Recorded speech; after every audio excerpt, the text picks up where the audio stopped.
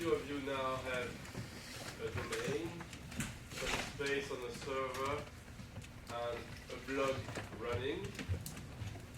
And this week we are going to build our first website from scratch. Okay. So we will be using what we have already done last week, which means that if you haven't started, it's time to catch up because we will really need that space. Okay, so obviously this lecture is the first in the series of web prototyping. And we have already advanced a bit in IT fundamentals and web update. So a bit of feedback about how the class is doing. So for the first activity, we had 119 students submitting by the first deadline. So it's not fantastic. We are around 200. Okay. I mean, it's not the final deadline either. So. But what was not very good is that the trend is going down. Okay, so for the activity 2 it was only 91, and for activity 3 it's only 63. Okay. So since we have 20 activities, I feel that by Christmas the number will be close to 0. Which is not good, which means that the feedback section will be very short. Okay. For this one, on the other hand, since you had to contact external company and stuff, maybe there was a bit of delay. So that's going to be the excuse for that poor number of submissions. But really, you should do better than that. And as you know, activities are accumulating one every week, and some students have already 3 activities they haven't done, and they will have the 4th one this week.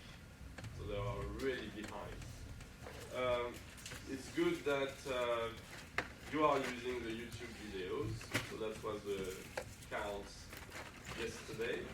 So over 200 students, or 200, watched the first one, so I feel that even if people are not coming in person, they are all taking the material in, and I assume it's quite helpful for completing the activities. I don't know if there's any correlation between the fact that there has been 64 viewing of activity 3 and 63 students who submitted. Yeah, maybe not. But yeah. Activity 1, the final deadline is next week. Okay. So it means that at some point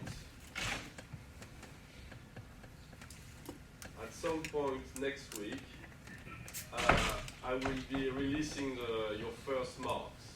Okay. So, and if you didn't submit by the time of the deadline, or if you failed, that's 0. Obviously, activity 2 is in 2 weeks, and so on. So we had a call last week about your contact with your mentors, and I would like to see if the numbers are going up, basically. Are you taking advantage of that group of second-year students? They are paid. I understand that if they don't interact with you, they are not paid. Or if you don't interact with them, they are not paid. So they want you to interact, and I'm sure they would be very useful. They've been in the past. Before Friday is a face-to-face, like they have every Friday they have session 1 to 3. First cross channel building 1025. They help with your course.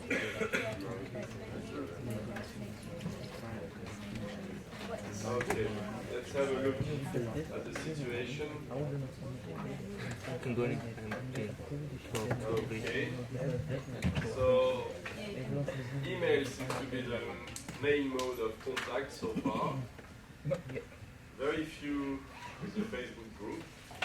It's strange, usually that's quite popular. 13% face-to-face and 48% who haven't had any contact yet. So I hope that those who haven't had any contact is just because they don't need it. It's not, you don't know how to contact them.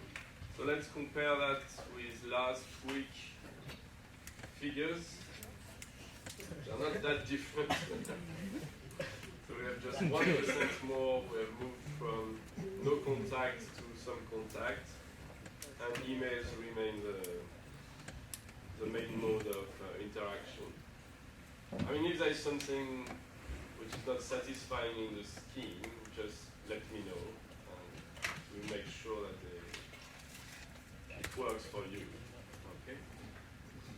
So yeah, it would be nice to have this 48% to go down a bit to make sure that most students are taking advantage of that support. Okay, so activity 3. So I had a set of questions. The first one was not really related to activity 3. So is there going to be a survey to fill out every week? So the answer is yes. Okay. We have 20 short activities, and then there is a big piece of coursework toward the end. Some people tell me, JC, your system is not working well, I haven't received any receipts. And why? Usually it's because you are unable to write down your email address properly. All that's actual. Yeah, the mixture of Kingston Hotmail is quite frequent as well. And sometimes we have the Gmail version. So usually if you don't get a receipt, that's the reason. So don't email me and say, JC, can you check that you have received it? It's your responsibility to write down your email address properly. When I will be marking, I will be making some effort. Okay. If I see a K number with Gmail, I will assume that that's your K number. So I will do a bit of fishing to make sure that it's correct. Some people put just the wrong K number. Quite a few invert the last two, I've noticed. So that may be dyslexia or something, but be careful because sometimes I'm able to correct your mistakes, but sometimes, and if two students are very similar K numbers, then that can be an issue. So please double check your email address because otherwise you are not going to receive your receipt. Okay, so some students found the activity a bit tricky, but they learned in the process and at the end of the day managed to set up their blog. That's the main aim of the activity. Some were a bit confused by question 8. So that was about the system, the hosting system. Okay. So they were a bit confused. Is it about the hardware? Is it about the operating system? Basically, I would like to get as much information as you can get. Some of the hosting companies are very secretive. They will not tell you what they have, or just something which is not very clear. You know, we have a big machine in a place. Just write down what you can get. Okay, it's not there's not a right and wrong answer. Just collect the information and have a feel about where your data are hosted. Some people got really excited about WordPress. I mean, we could see that they didn't go for the basic blog. You know, they looked at the functionality and started doing some very fancy stuff. And we are going to see a few examples. So that's great. I'm really glad you enjoyed the tool. But then they asked me, yeah, I would like to do that. How to do it? It's not a WordPress class, okay? If you really enjoy WordPress, study it in your own time, okay? That's not graduate skills. Okay, I mean they are very useful skills. So if you are keen to learn more about it, just go for it. You can easily spot the website which were built with WordPress. So if there is a functionality on one of those websites, it's likely you can get it as well. So spend a bit of time, do some research, investigate. There are also plenty of WordPress forums, so if you have questions about specific functionality, that's the place where you should go. Don't ask me, I'm not a specialist WordPress designer. I had that interesting question as well, so you can see I put the good and the bad somehow. Yeah, as I said, using WordPress is not really skills. So you can say, yeah, why in university should I set up a WordPress blog? I mean, it's one of the early activities. Okay, it's only worth 3%. It's quite late. Okay. Next time I will ask you to stay out because you disturb the class. I think what is important is to go through the whole process of getting your domain, buying some space on the server, because often it's what limits you. That's the difficult bit. You have never done it before, and some students feel that that's a big obstacle. So I want that out of the way very quickly at the beginning of the year. You have done it once, so now you can do it. And you have your blog. Okay, some will be using it, some will not be using it. But we'll be using it as well in further activities. Okay, we are going to study the structure, for example, of the database that WordPress is building for your blog. Okay, so even if you are not too keen on having a blog,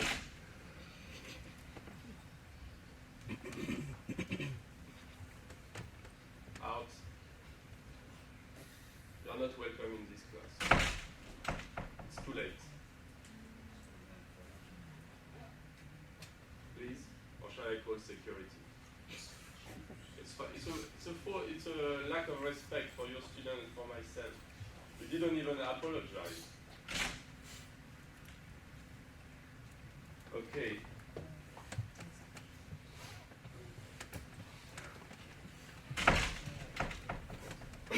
Okay, so let's look at a few blogs that you have created. It's very nice because obviously I looked at all of them, almost 60, I think. And most of them look very different from each other. They're all coming from the same system, WordPress, but each of you have managed to customize it, personalize it, and at the end you get some results which are quite different from each other. So quite a few of you have focused their blog on IT stuff. Okay, as I mentioned, maybe I said that the blog may be the opportunity for you to show yourself as an IT professional, reviewing new IT material, hardware, and so on. And quite a few have taken that route. Okay. So this one is not on IT in particular, it's on technology, but I found it interesting. Completely different styles, okay, but still very interesting. So here looking at the new phone released by Google. Some are we are more interested in the pictures maybe, not too much into putting text in their blog, and created a very original name for their blog, my blog. But that's okay. Okay, I'm not marking your creativity. It's just the technical exercise that I'm interested in.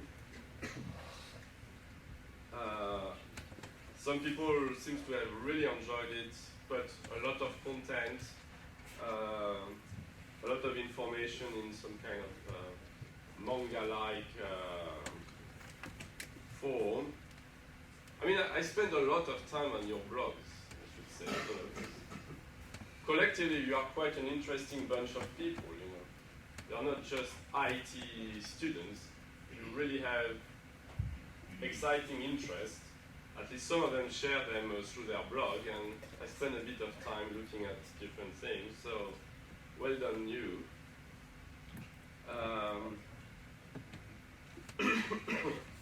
So as you can see, it's too late. There are many different styles, okay? Some of them are more personal, people sharing about their family, their travel, and so on. Some were really into Pokemon.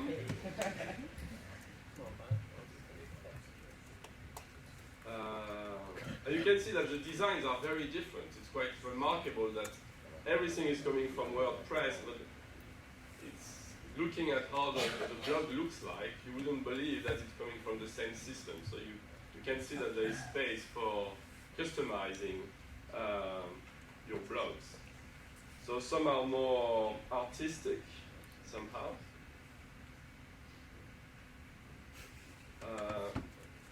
I mean, this one looks like it's the student is a photographer and using.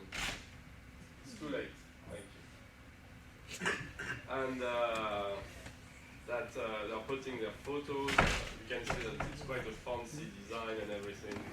So we can feel that some students really want to use it kind of in a professional manner for sharing their hobby with the community. Some beauty trick based on coconut oil. Okay. It's quite popular, coconut oil at the moment. You find it in plenty of new foods and cosmetics as well. Football, obviously. That's one of the common ones. Quite a few blogs on football. Different teams, not always the same one. Some decided to share about their culture, which is also quite interesting. That's the basic blog. So it doesn't spend more than the required time in order to pass the activities. It is a minimum, but that's a pass. That's a pass. Okay.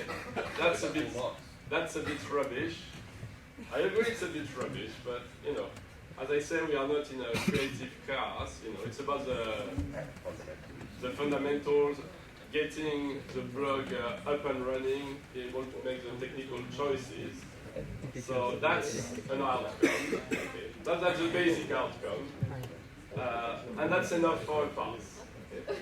But try to use your blog in a better way, if you can, if you are motivated.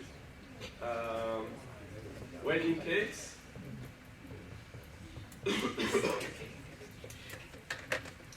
Sport again. So stuff which is again more IT focused. And more technology. And this one was particularly nice. Again, it's from a person who is a photographer, so you could see the creative side and nice pictures and so on. I recognize. So, well done, people who managed to complete that activity. So for those who haven't done it, now you have a bit of inspiration. Okay. Try to replicate, do better than the one they've already submitted. So I should say that, I mean, this activity is quite simple. Either you manage to get a blog on an external domain or you didn't. Okay. So again, most of the people who submitted passed, and a few of you gave me hopefully wrong URLs, so I couldn't get to the blog. So I said, you haven't passed yet, send me a better URL, and that will be your pass. Okay. So I would like to have an understanding of how much you spend in average for getting that domain and that host. Okay. And it's quite informative for people who haven't done it yet, so that they have a better understanding of. Excuse me?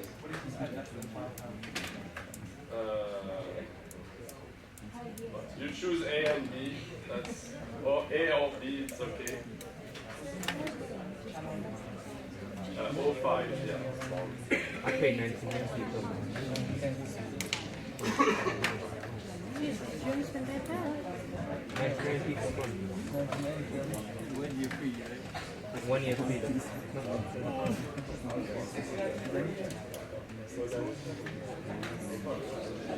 Have you bought it?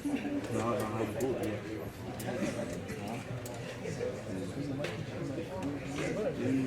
That's the one, yeah.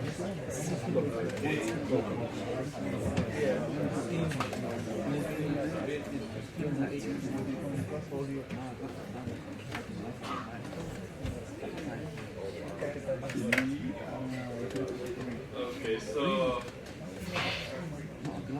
you can see that obviously the largest group is people who haven't completed the activity yet. A quarter spent around £40. That's what I said. That was the standard budget to get a good running system, good quality. You don't have to worry too much about bugs and so on. But quite a few managed to get cheaper systems. Okay. And if you are happy with your systems, please feel free to share with the other students who haven't done it yet. Maybe that's the solution for them. Okay. So again, last week I asked the class how many websites they had, including blogs. So I'm hoping that the numbers have gone up now, at least by one. 2 blogs hosted on the same URL, because that counts as 1 or 2 sites. I would say one, yeah.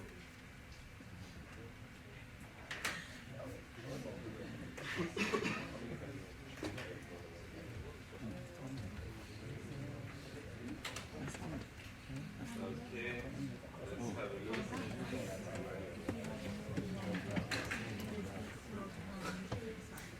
Okay, so the majority or the larger group has one. Okay. A few haven't done the activities, and then we have the 2 and 3 more. You can see the big change from last week. That's not a change from last week. We had that last week already.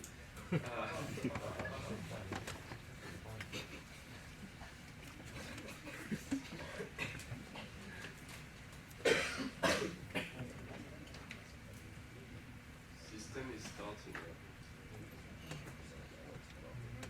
So we're generating too much heat.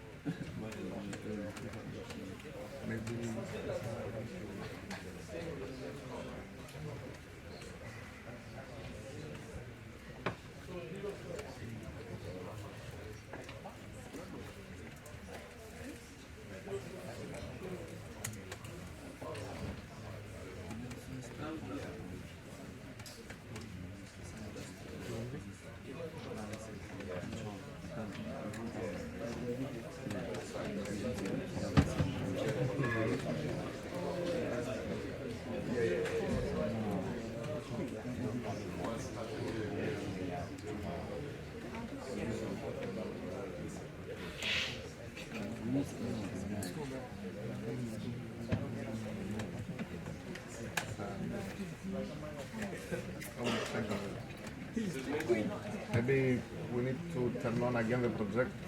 No, but the projector is okay.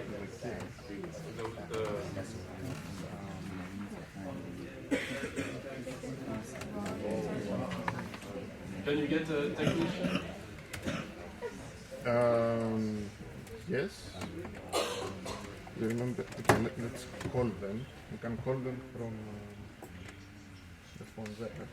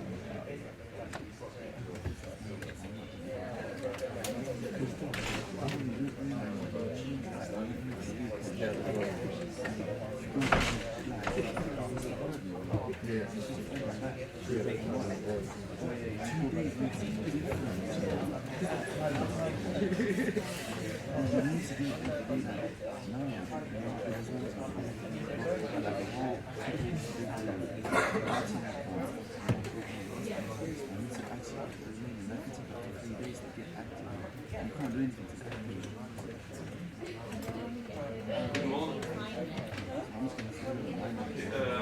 33185. Charles is listening. My Charles.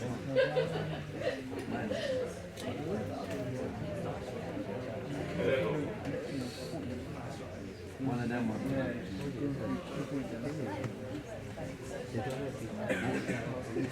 I'm giving a class at the moment. I don't have any. The projectors are not working. Yeah.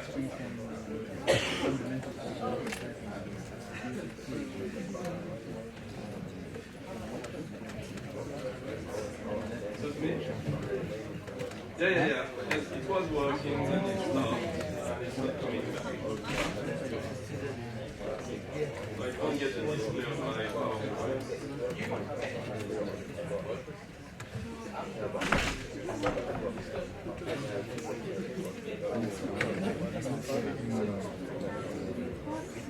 I'm in JG 002.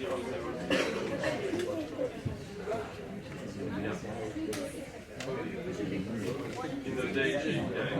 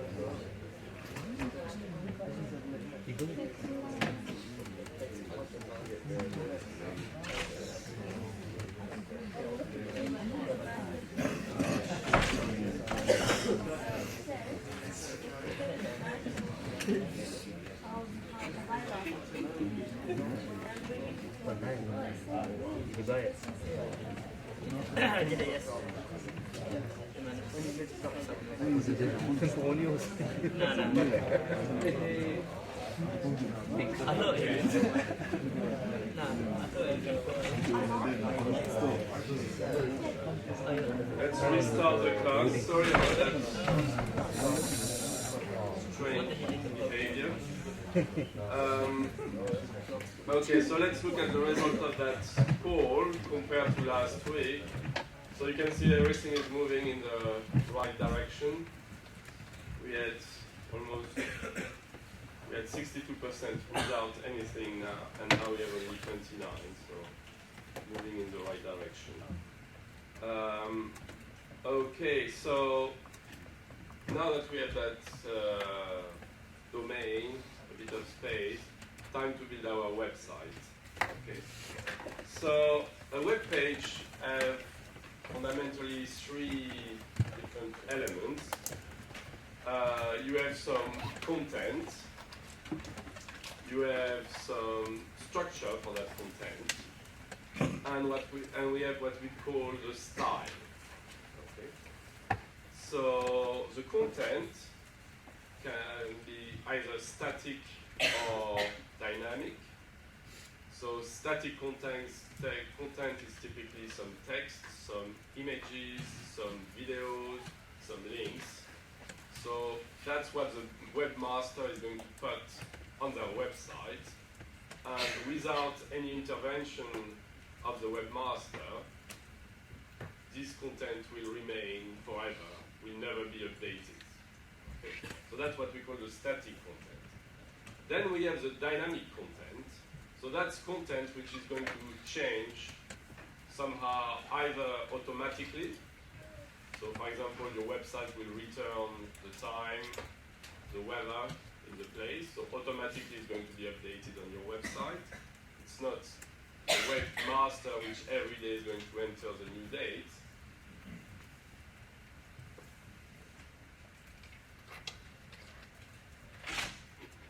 It's working now. I don't know why. I switched on off 3-4 times and eventually it came back. But we had already a problem last week, so maybe you could check after the class because at 11. Thank you very much for coming.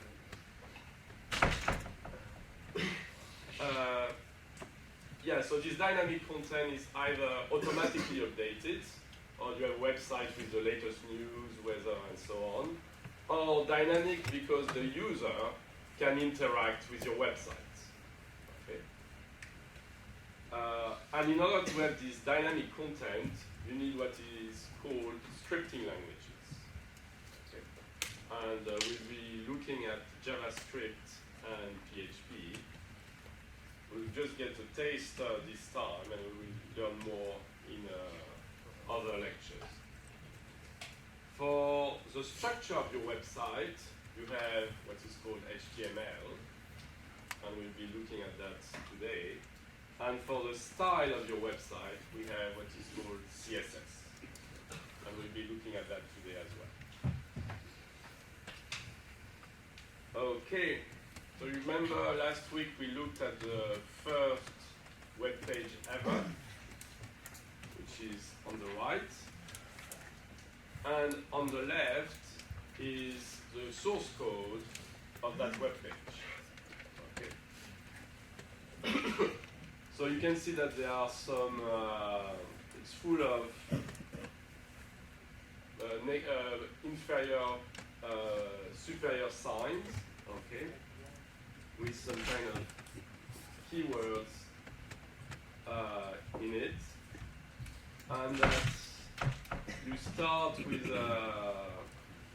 usually a keyword, and then you close with a slash keyword. So that's the initial syntax of HTML, and that was more than 20 years ago. So we will see how these things have changed, or they are not changed. So before we go into that, I would like to mention a bit about document formatting. Do you know what WYSIWYG means? No, you don't speak Welsh? Looks a bit Welsh to me. Yeah? Yeah, so it means what you see is what you get. Okay. It's quite an important concept. Because, for example, when you are using a text editor, you have the WYSIWYG ones and the ones which are not WYSIWYG. Okay. So if you use, for example, Microsoft Word, you are going to write your text with indentation and all that stuff. And what you have on your window is expected to be exactly what you will get when you print the document. Okay. So if Word does it well, you get exactly the same. So what you see on your screen is what you get when you print it, for example.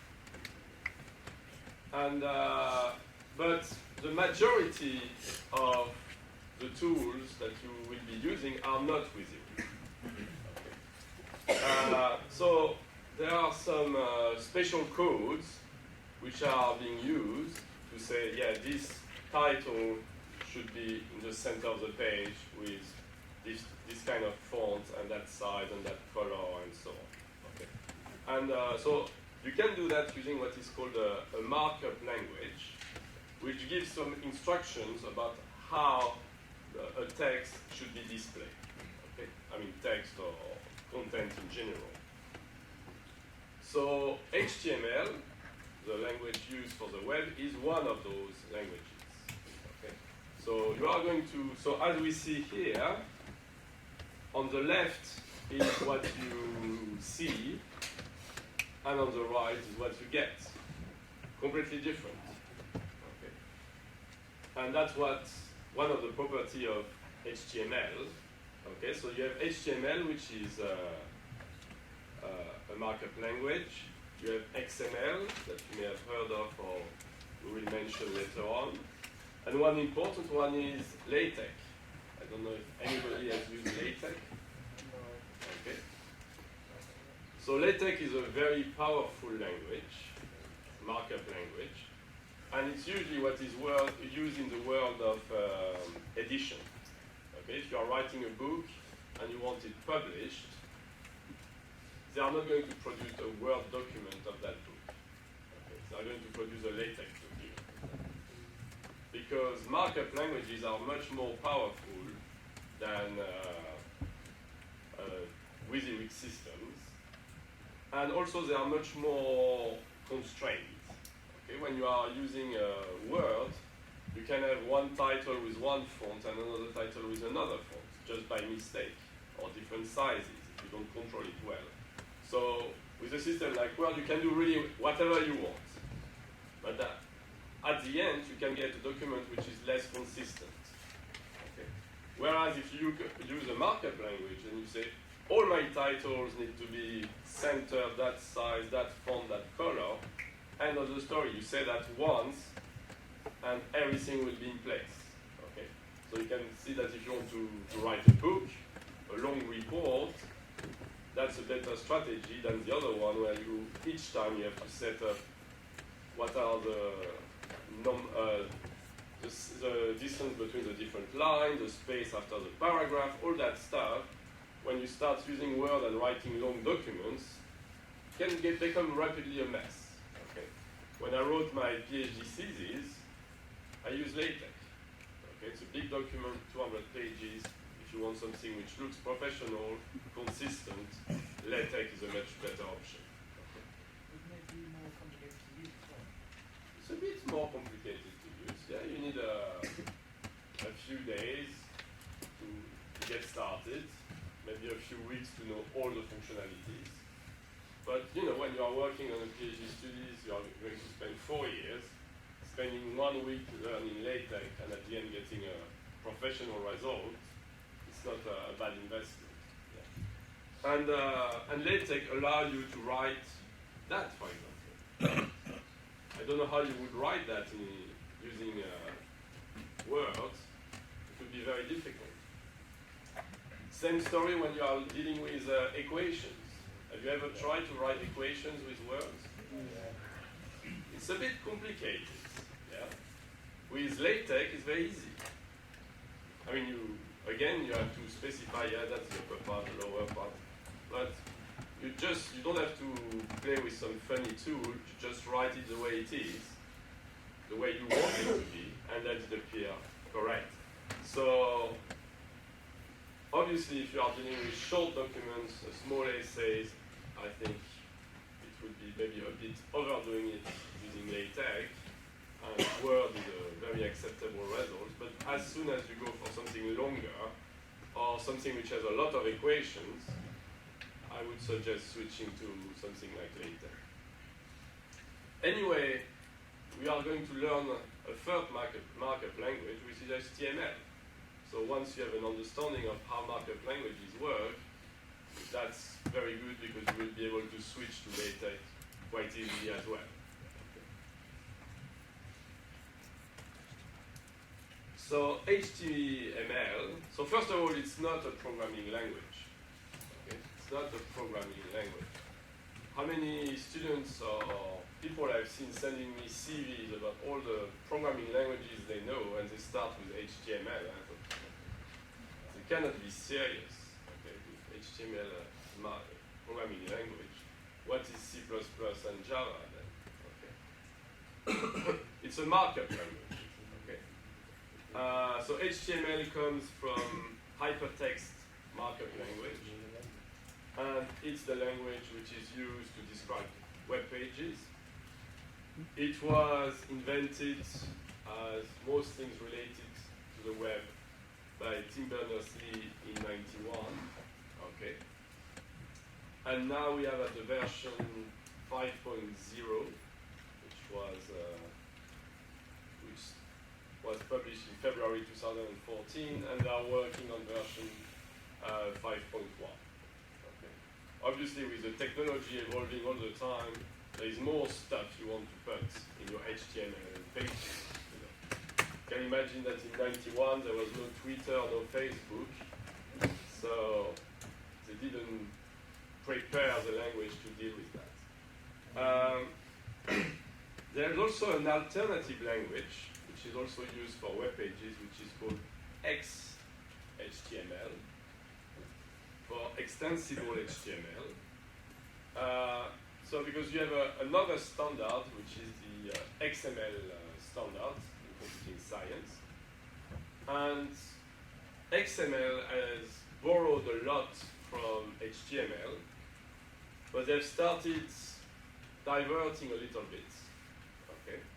So now you have XHTML, which is based on HTML4, but which start having some different differences. So depending on the browser you have, they may understand XHTML or not. But you know, they are 95% identical. So it's not too much of a problem going from one to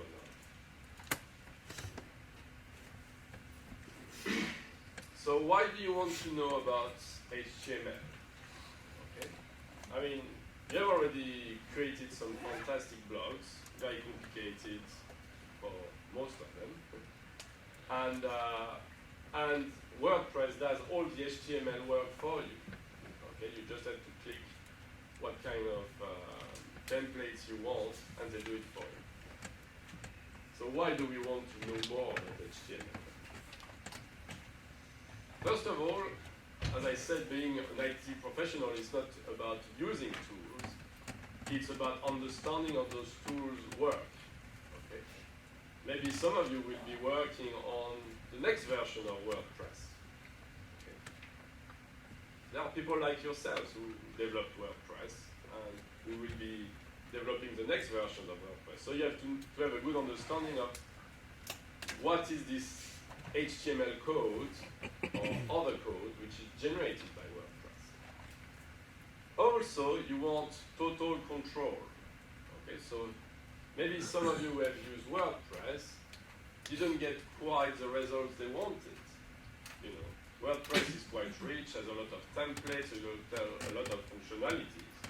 But maybe you wanted to do something that is not available on WordPress. Okay. And if you know HTML and other prototyping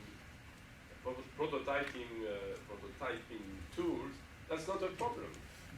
You take the WordPress website which has been created, and then you change it. Okay, so WordPress did all the hard work, and then when you want to tweak, improve, you do it yourself. And by the way, that's what a web designer does, or a good one. Okay? A company is not going to pay you just because you are using WordPress well. They want, you know, what is the added value? You know, yeah, I'm using WordPress, but I can do that extra stuff that nobody can do, okay, or that is unique, and that's what that will be your value for that company which is going to employ you. Also, you will be ready to work cross-platform. Okay, if you want to work on iPhone and or other platform on cellulars. And at the end, it's what is called becoming a professional web developer. And you need to have an understanding of what is generated from WordPress on the system. So in practice, modern web developers are not going to write everything from scratch. Okay? They are not going to reinvent the wheel. They are going to use some of their tools, or maybe a combination of tools, and then they will edit what has been produced in order to customize either special functionality. However, in this course, and maybe for the only time in your life, you are going to do it from scratch. Okay? I want you to create maybe the most ugly website you will ever produce, okay? But it will start with a text editor, and every line will be written by yourself. Okay?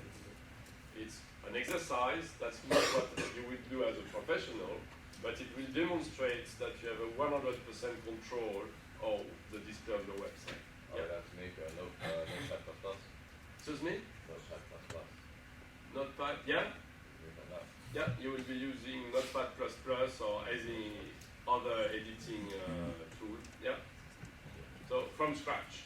Yeah. That's what I want. And you will pass if you do it from scratch. If it's ugly from scratch, you pass. If it's beautiful coming from WordPress or another. That means you can't use WordPress. No. No WordPress. WordPress, you press the button, it's generating hundreds of files and stuff. You don't know what is there inside. I want you to produce just a small number of files, but each. How many things do you want or website? You will get all the details, don't worry about it. I'm going to show you my website, my ugly website, and you will have to do something similar, possibly a bit less ugly. But it will not be of a higher complexity. It's by HTML code? Yeah, it will be HTML code, CSS code, that's for this week. And then we will be adding PHP, JavaScript in the following activities. Okay. So what is a basic HTML file? So first of all, it's a file with the suffix .html. Okay. And the essential components of HTML files are the following. So you need to have an HTML tag between those inferior superior brackets, okay? And you need to close that tag to say, from line 1, I have HTML, the coding of the HTML file, and that's end of the coding of the HTML file, okay? And to say that the end of a section, you use that slash symbol, okay? So that's what HTML is really based on. One symbol saying start of a section, and another symbol saying end of that section. Okay? So everything which is in between those two is going to be HTML code. And in a HTML website, what you need is what is called a section which is called the body, okay, which is what is going to be displayed. And so in my body, I've put a little bit of content, which is my name is JC. Okay? So I've created that fantastic web page, and I can click on it, and here it is. That's a web page.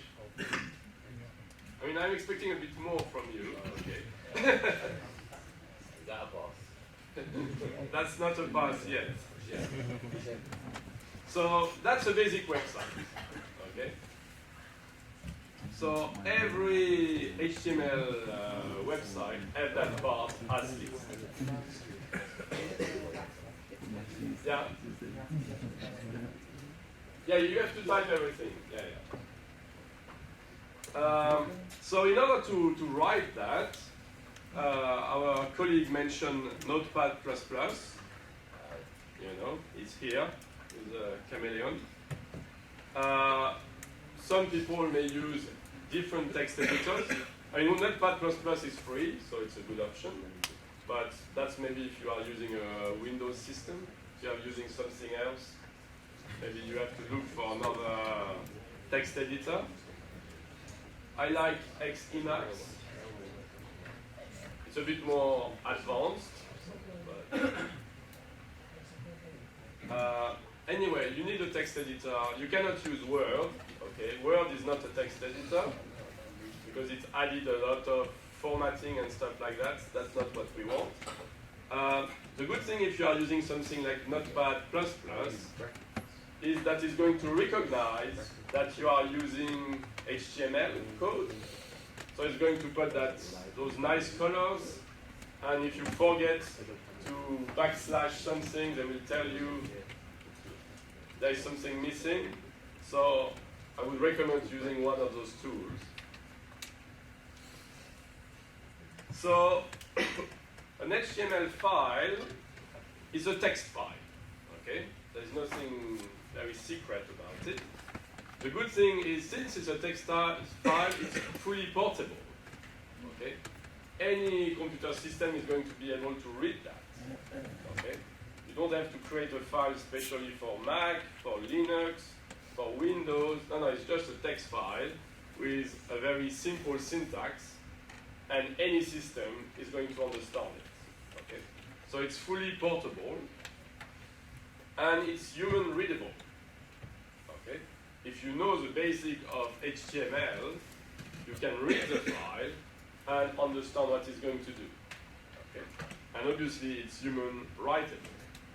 So it means that if you want to investigate a bit and look at how your blog was created, you can go and see what files your WordPress system has created, and in principle is human readable. Okay, it's a bit ugly, okay, and you need a bit of practice to understand where you are, but you have a chance to understand that's how they do that. That's the bit I don't like. I remove it and I put something else instead. And as I say, it's a markup language which is based on tags. And so far we have learned two sets of tags, the HTML one and the body one. Okay, that are the essential. So now I want my website to be a bit more interesting. So I have added a bit of content. Okay, I share a lot about my private life as well.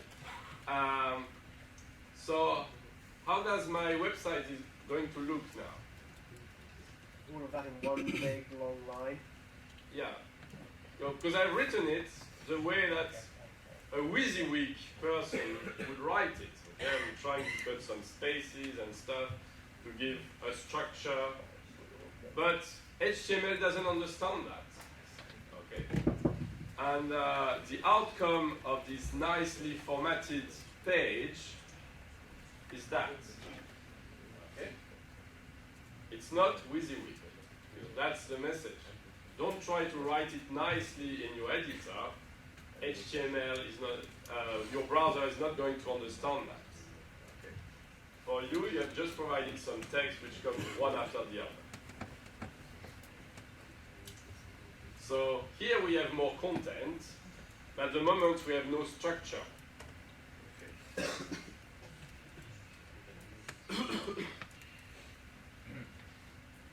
And in order to get some structure, you need to use the tags that HTML offers.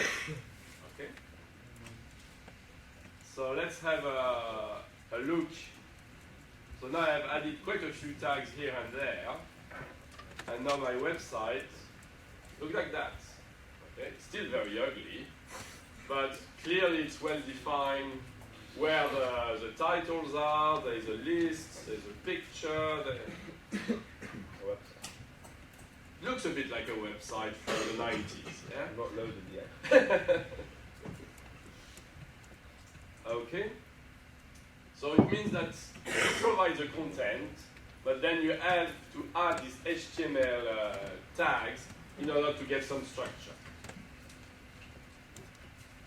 So let's have a closer look of some of the most important tags. Okay, there's a large number of them, and we are not going to go through all the tags during the lecture. Most of them you will never use.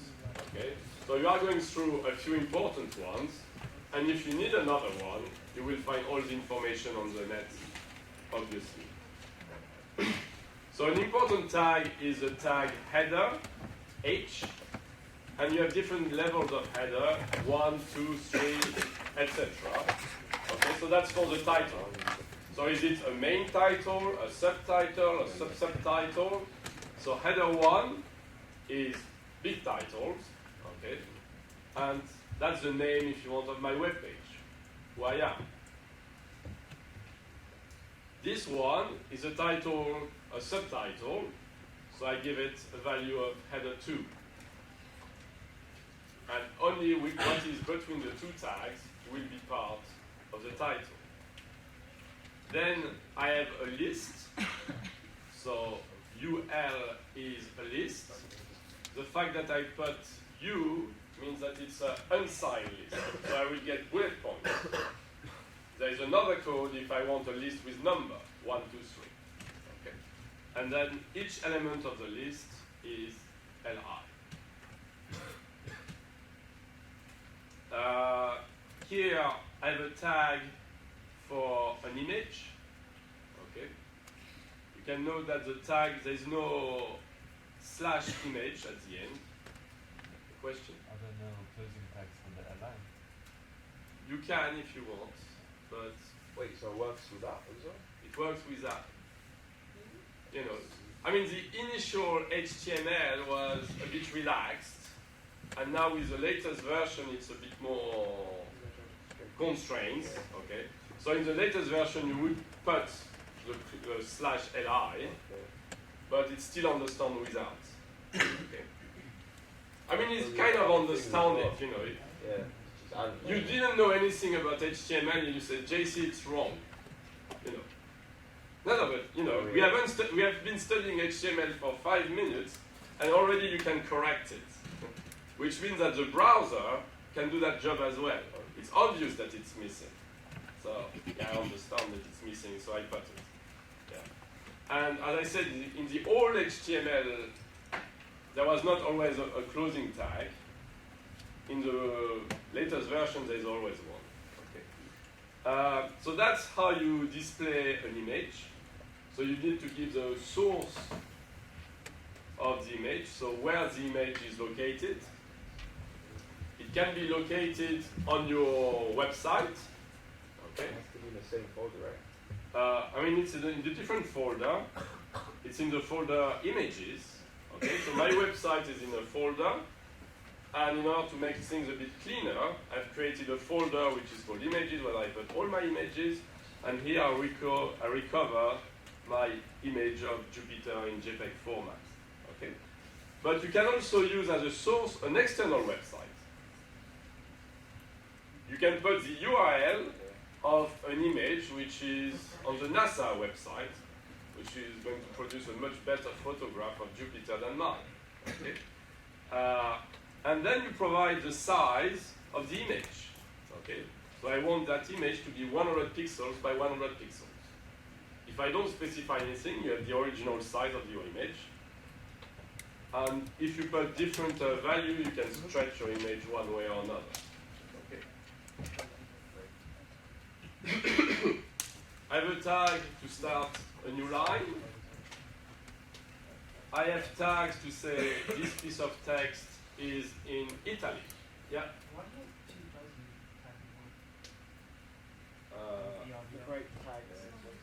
Oh, That's for creating new lines. No.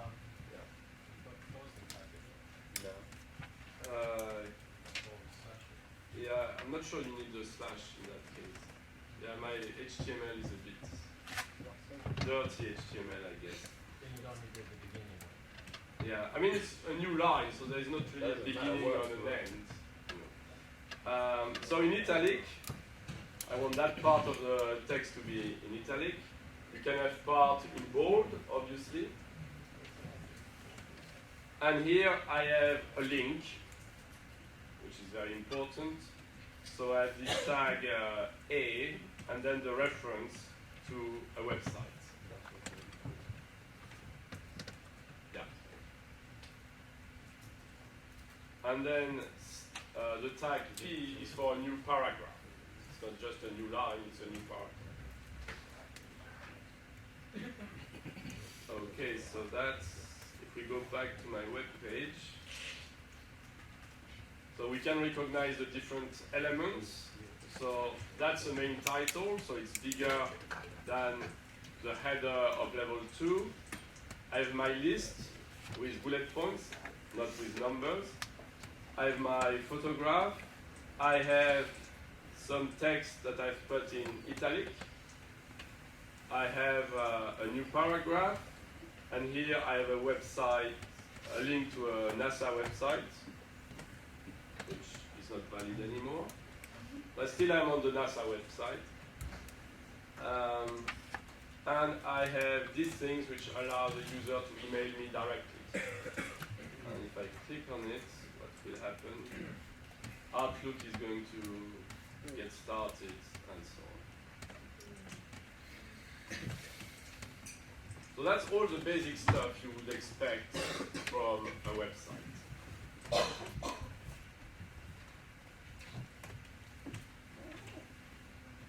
Okay, so that's what gives you the structure of your website. Okay, how you organize things. But still, my website looks quite ugly. Yeah, I have some content which is arguably extremely interesting. I have some structure which is basic, but that's what we need. What I need is still some style. Okay, so that my website looks a bit more professional.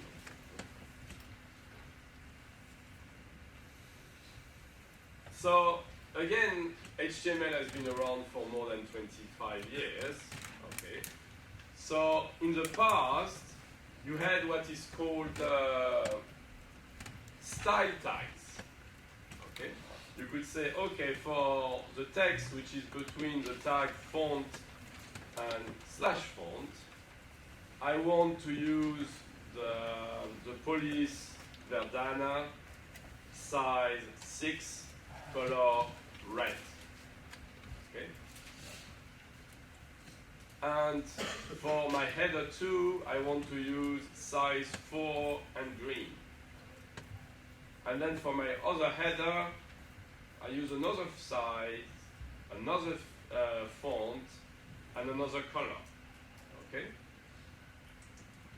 So using that information, I can create a bit of style. Okay.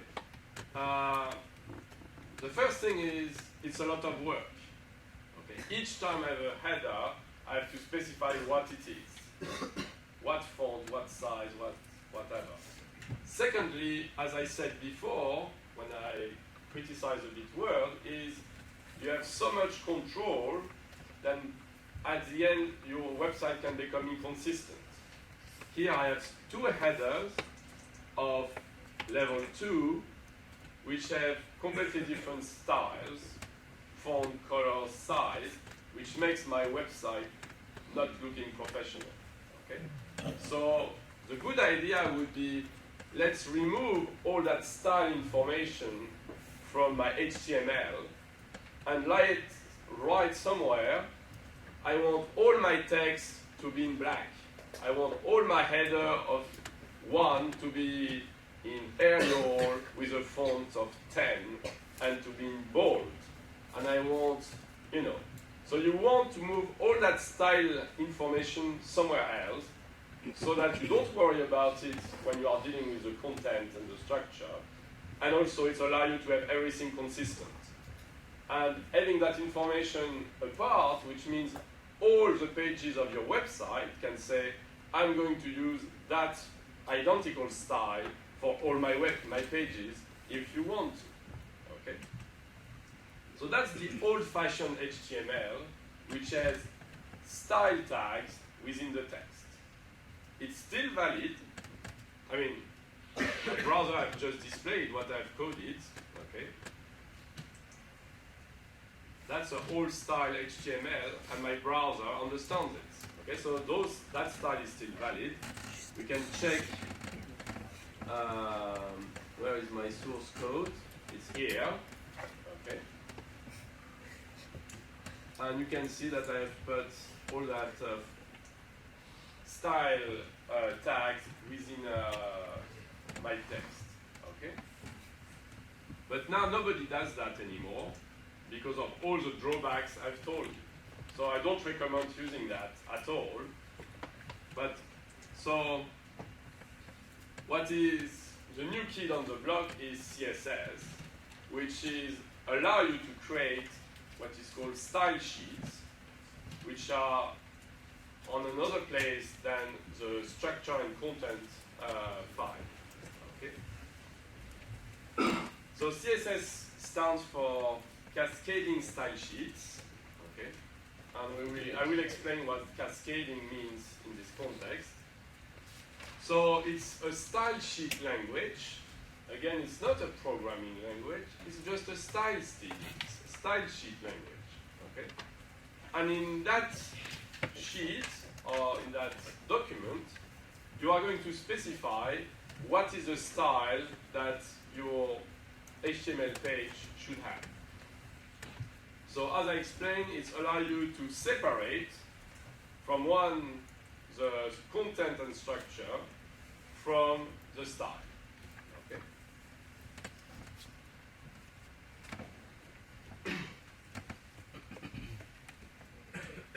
So here is my website, the same as before. I haven't changed anything on the HTML code. Just I'm using two different styles. Okay. And you can see that the results are quite strikingly different. Still ugly. So the only different thing from what we had before, I have added what is called a head. We saw that we had this tag with the body, which is what is going to be displayed on your web page. Now we have a part which is called head, so the tag head. So what I have done in that part, section head, I have added what is called a title to my web page. So I call it me, and the browser recognizes it and put it there. And I have a link to a style sheet, which is using the CSS, which is a text format style sheet, which is CSS, and then I've provided the path in order to use it. Again, as in the past, I can have my style sheet on my local server, or I can use a style sheet of someone else. But obviously, if you use something of someone else, if they change it, you change as well. Okay? Which may be good or may be bad. Okay? If I'm doing my personal web page as a Kingston University employee, maybe I want to use the Kingston University website style sheet. So I'm consistent with them. And when Kingston University decides to change the style of their website, my page is going to change automatically in the new style, which is great. Okay? But except if you have a close connection with an institution, using a remote style sheet may not be a good idea. Better to download it and keep it on your server. Okay, so I wanted to show off my website again. You submit a website you've been working on. Excuse me? You submit a website you've been working on. Yeah, that's mine, yeah. Oh, like for the work. Yeah, you will have to submit something like that, yeah. Can you submit something you've been working on already? Before, Yeah. if It's still yours, I mean. if it fulfills my criteria, because I will say, yeah, I want you to have a list, I want you to have a Yeah, video, I yeah. want you It's to gonna be a have website. pictures, I want it to use pure HTML, you know. But yeah, if you have already done something like that, so here's my website with one style sheet, and I've made some special effects, okay? all in the name of good taste. But, you know,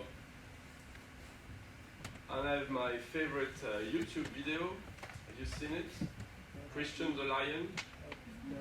Can we watch it? Yeah, you should watch. Not now, but it's an interesting story about some hippies buying a lion at Harrods. Oh, yeah. At the time when Harrods was selling lions. That's nice. What? Yeah. Oh no, that's a true story. No, it's a true story. It's a true What? story. Yeah, yeah. Harrods. was selling lion. Yeah, yeah. Yeah, you could buy a baby lion. That's impossible. Harrods Pet Shop was sold alligators, lions, and baby infants for $1. Yeah, exactly. So, No, wait, you're the 40th? so it's not legal anymore, but at the time, in the 70s, it was. So they built a lion, it became quite big, sent it back to Africa and so on. And a very nice story, I would recommend watching. You have my URL, How long is the video? Oh. 2 minutes. Yeah, why not?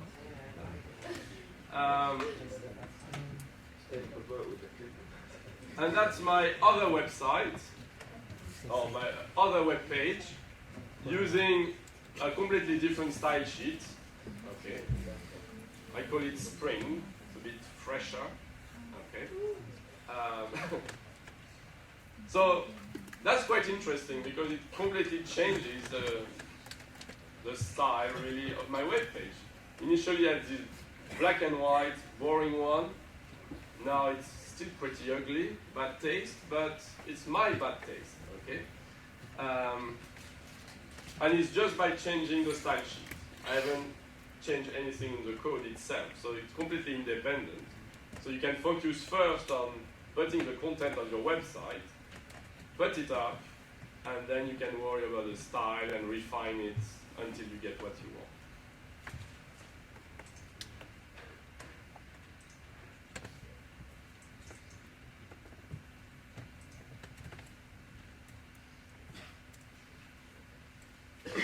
Okay, so how to use these cascade style sheets?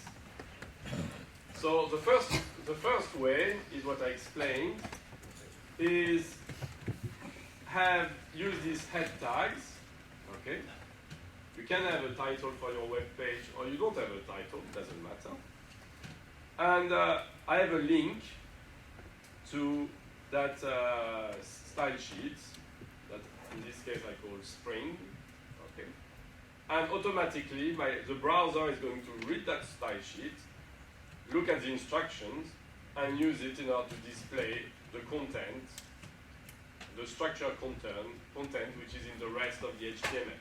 Okay. The style sheet itself is there. Okay. So the standard text, which is called body. So I have a background which is aquamarine. Okay, so that's very nice green-blue color. I want my text to be in pink. The font should be 22 pixels, and police is Arial, and I want all my text to be centered. Okay, so that's for the core of my website. And then for the headers, I want to do something different. So the color is different. I'm using indigo, so some kind of purpley color. The font is in bold. So the top one is really big, 142. And I am using a fancy font, something a bit curly, you know, kind of simulation of handwriting, which is this one. Okay? So you can see my background is aquamarine. My standard text is pink, as specified. Yeah, it's all centered, as I said. And then for the headers, I have this big header with this fancy curly or cursive font. And then in smaller size for the header of level 2. Okay. So that's what I have here. So you can see the style sheets can be very basic. And so I just call that style sheet and I get the outcome we have seen. I call the other style sheet and I get a different outcome. So one way is to work with a style sheet which is in a different file, okay? And you have to link your web page, your HTML file to that style sheet. What you can do as well, in the head section, to have a style section, okay? So here I have a style section of type CSS, and the content of my style sheet is here on my specific web page. So it's not on a file somewhere else, it's here, okay? So depending on the application, you may want it separate or you want it inside. Okay? So, and the way you are going to choose that is thanks to the strength of the cascade part of CSS. Okay? It's not just a style sheet, it's a cascade style sheet. So cascade means there is a hierarchy of instructions. Okay? And the general idea is the closer the instruction is to the text, the priority that instruction has. Okay? So if you don't use any style sheet or any style information, the display of your content will be using the default style sheet of your browser. Okay? Your browser has a default way of presenting information. That's why I get this white background and black characters if I don't have any style sheet. Okay? And by default, they use a different font, a different size, and so on. So by default, you are going to use that style. However, if I have specified an external style sheet using this link, okay, all the instructions which are there are going to override the instructions which are in the browser. Okay? And you saw my style sheet was very short. Okay, I gave instruction only for header 1, 2, and for the body. Obviously, the styles, there are many more other things I can change. There are many other types of headers. I didn't specify it in my style sheet, which means that if I have a web page which requires style for what is not specified, it's going to use the style of the browser. Okay? The browser is always your backup plan. If you don't specify it, use the browser.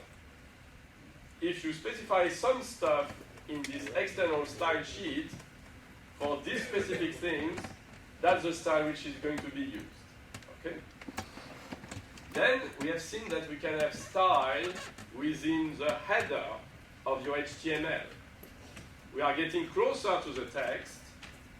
So again, this one is going to override either the browser ones or the external one. Okay? So you can see that you can have full control. You can have a style sheet for your whole website, and every single page is going to point towards that one.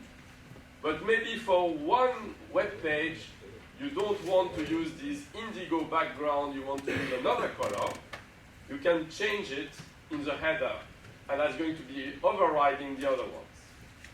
And finally, you have the nuclear option, which is to use the HTML tag, the old one, that you put just around the words or the content you want. So you can have all that level of style sheets, but at the end of the day, if you want that word to be in red, you specify that word is red, it's going to be red. Okay? So that's why you have this cascade of style information. Okay? And all the time, the closest you are from your content, the priority the style has. Okay? Is that clear? So generally, you are trying to avoid the inline style. Okay, it's old style and it's a lot of work. it's really in rare occasions where you need to force that change of style. Generally, you are going to use an external style sheet. I mean, maybe when you start your website, you will not have one, and you will use the default from the browser.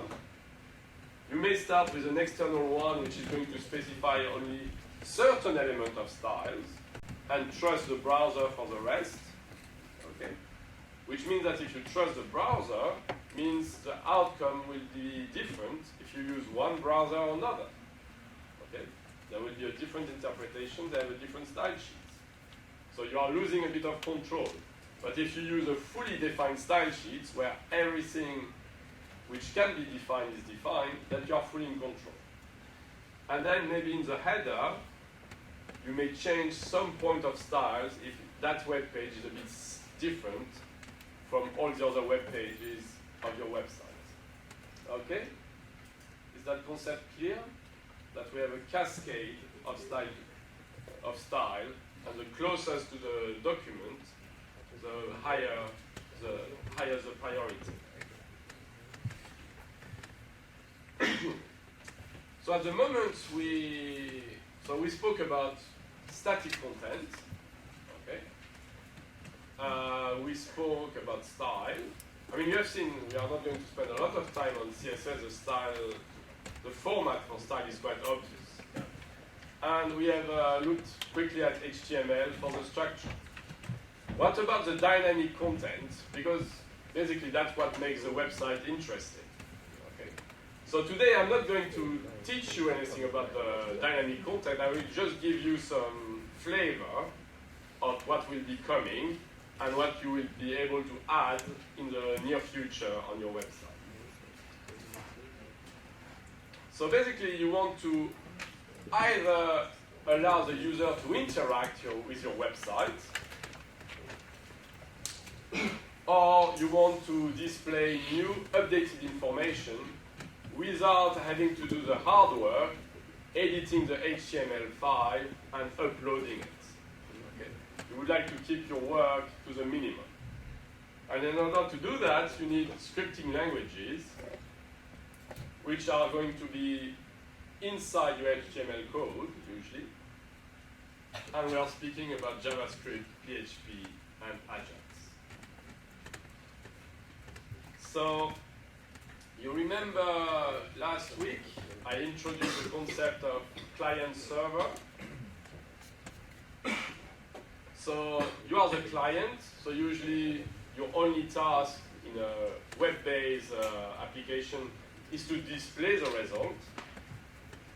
And on the other side, you have the server, which has all the data, which does all the heavy lifting. You ask for information, and it's going to send you what you need. And your task is only to display. Okay? And that's what happens with HTML and CSS. When you start having JavaScript, so that's for dynamic content. The user is going to interact with your website. Okay?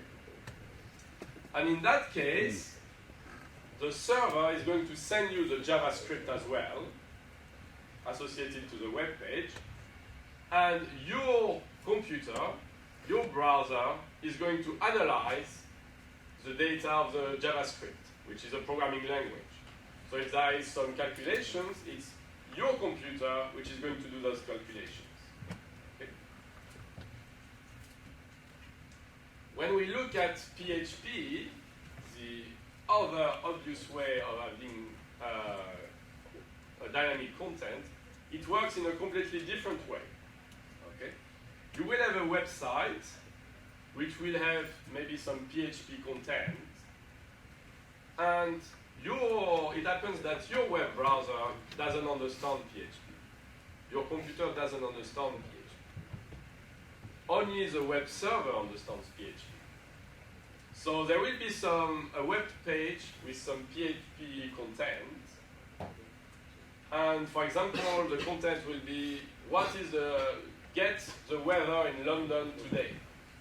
Okay, so it's going to connect to a weather forecast website, collect the information, and then it's going to return you the result. And that result will be encoded in HTML. So in the original website, you have some PHP instructions.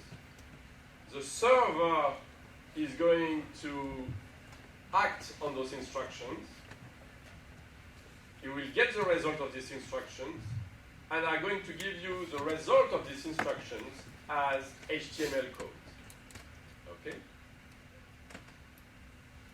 So, which means that when you are developing code in PHP, it's a bit annoying because you cannot test it on your computer, because your computer cannot understand it. So you write your code, you upload it on the server, you test it, doesn't work. You write the code, upload it, test it, doesn't work. Which is hard work. So most IT students at the end convert their computer into a server, so they don't have to do that all the time. Okay? So let's have a quick look. Here I have JavaScript content on my website.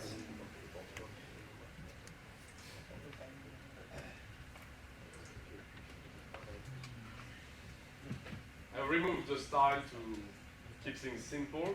So now I've added a calculator on my website. Okay. So it's definitely dynamic.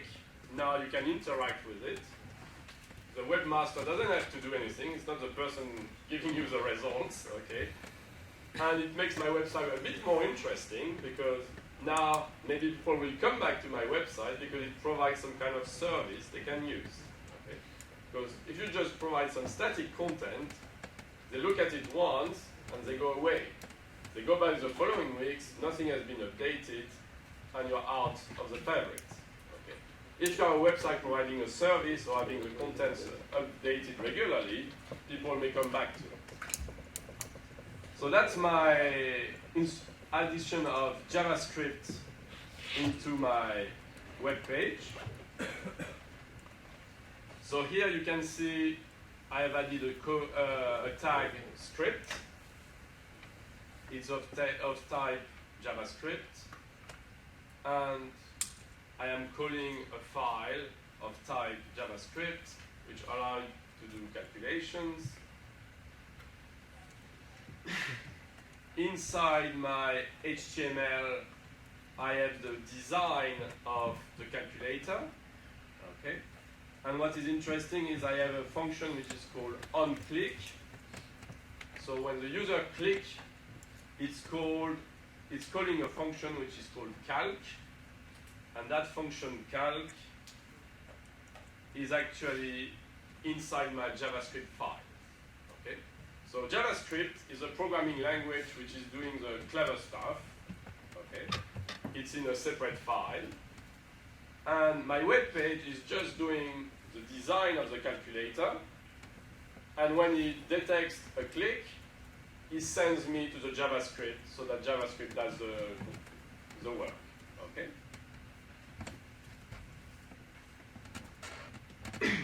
Now let's go to my PHP web page.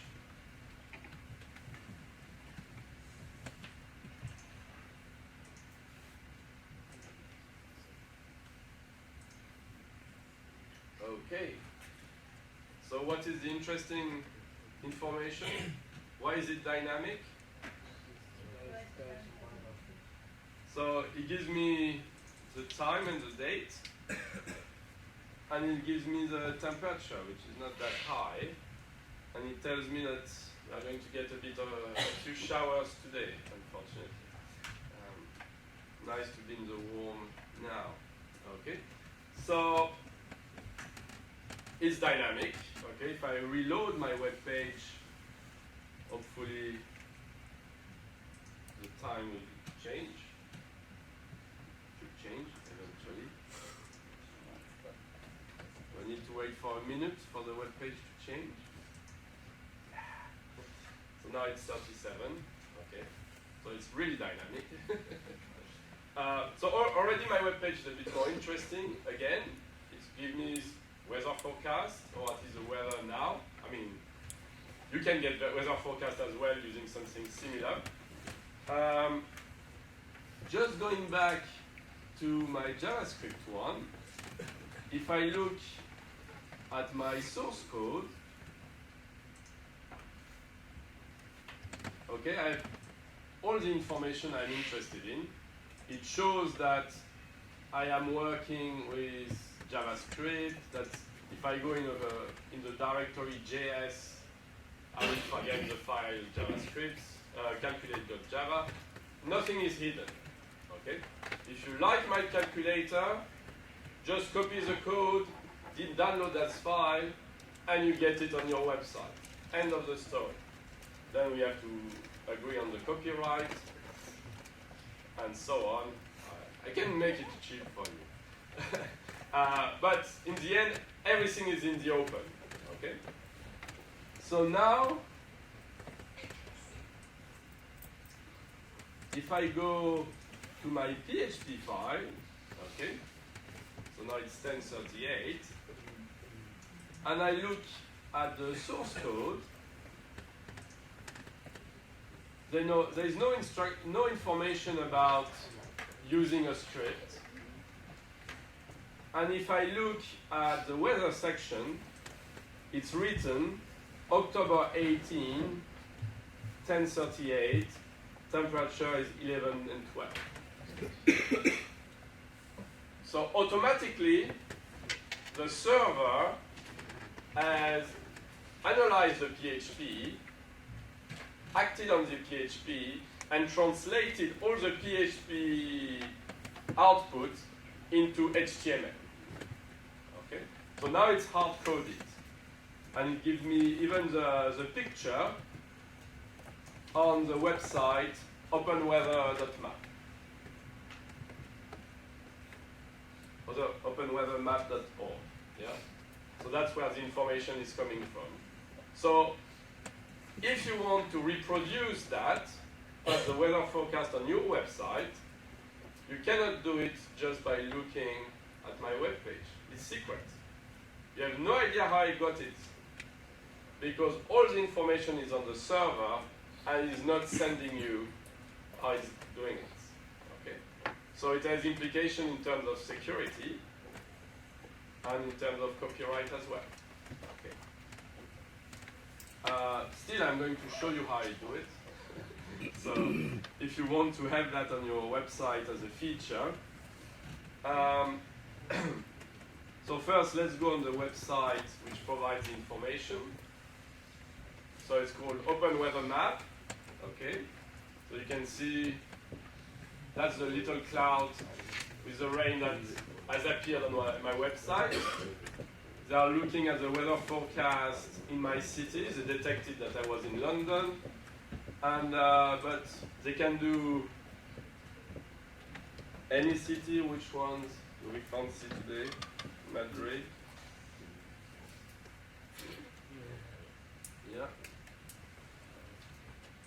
Madrid in Spain. What temperature we have?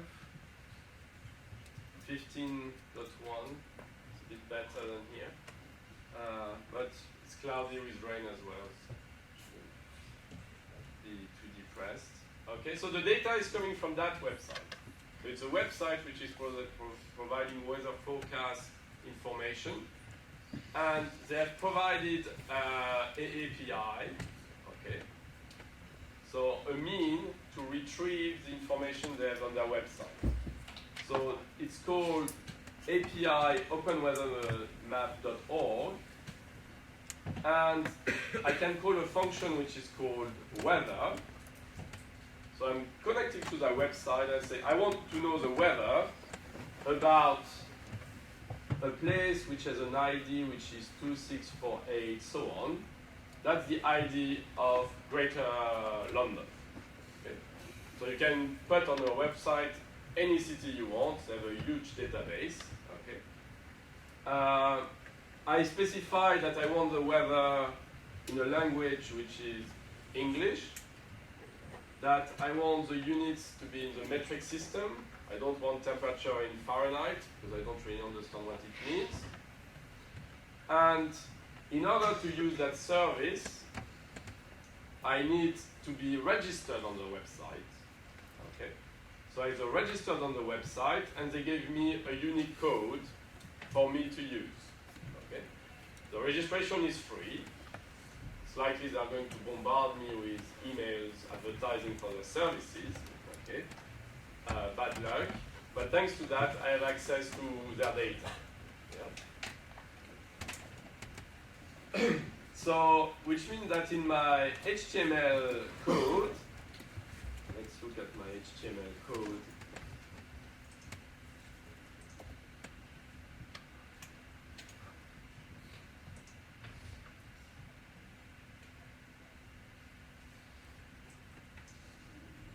I cannot look at the way I cannot look at the code that I've uploaded because it's secret and gives you only the HTML. Don't give me the PHP. So I need to look at my personal code, which is on my computer. What for the typing? PHP. What can I have done with?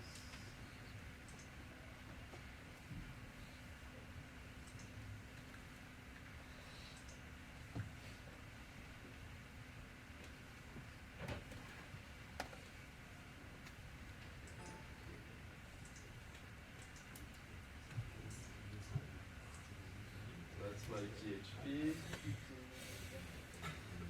Here it is. So the only thing I've done is my file as a PHP suffix instead of HTML. And here I have a PHP section.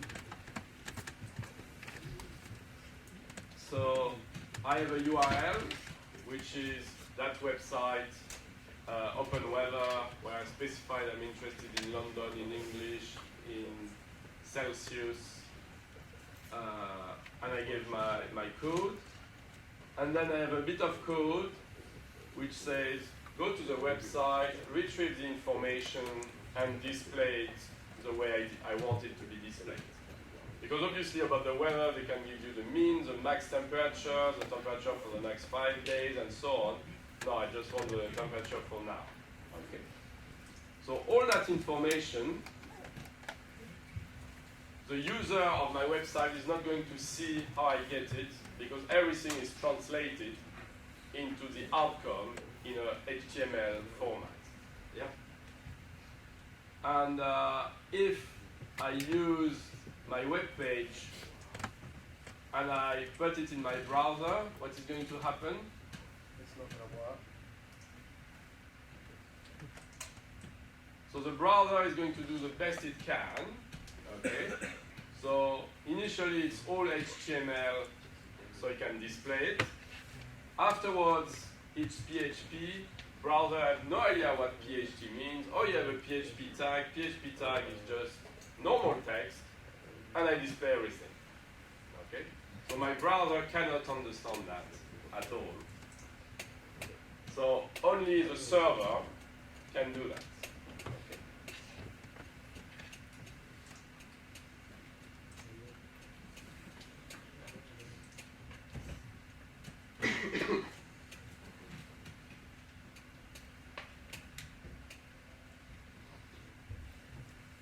And as I said, the server sent me back some HTML so my browser can visualize it. The good thing is that my computer doesn't need to do any work. I'm just reading HTML, which is fast. I don't have to connect to a database, retrieve the data for London, convert it, get the pictures. All that is done offline, and eventually I just get the result. So you use WordPress, and you chose a theme. So a theme has obviously a lot of style in it, and it has a lot of structure. Okay. So if you chose the simpler theme, which looks like that, with the simpler theme, you have all those files which have been provided as well. So the theme is a CSS sheet, structure for header of your website, of your blog, the footer for the comment, the sidebar, and so on. Okay, so there is a lot of information on style and structure that WordPress created just for you. Okay, so if you want to look at the style, here it is. That's the style that WordPress has provided. So now, if you didn't like any of the options of Simpla theme, because they didn't have the colors you wanted, change it. Everything has been created, it's now on your website. The job of WordPress is finished. It has created those files. So now if you feel that they are not doing exactly what you want, just open them in Notepad++, for example, and change it. You don't want it to use Georgia font, police, use another one. Okay? And you can understand that. You don't need to study CSS for a long time to understand roughly what every single thing does. And here is the header.php, where it gives you some information about the structure. And as I say, it's human readable, but it's a bit more confusing. Okay. Obviously, that's been created by a machine automatically, so you need to be quite good to be able to navigate into that. But if you're interested, eventually you will manage. Okay, so let's move on to activity 4. Yeah. So I want you to create a web page from scratch. Okay, so I will give you some, on the activity sheet you have some instructions. I want a picture, I want a video, I want a subtitle. It's not going to be more complicated than the web page I created. Okay. It's going to be as beautiful as it, or maybe better. And I will ask you to do a bit of work on the style as well. Okay. In particular, I will ask you to use my style sheets for your website. So you can have your own, a beautiful one. But then for the activity, I want you to use mine, which are particularly stylish, so that you can experiment linking to alternative style sheets and so on. So if you need some support, obviously you have your mentors. There is also the W3 schools, which is very helpful in order to learn the basics of all those technologies. And you have also Code Academy that I can recommend. Okay. So thank you very much for your attention. I think next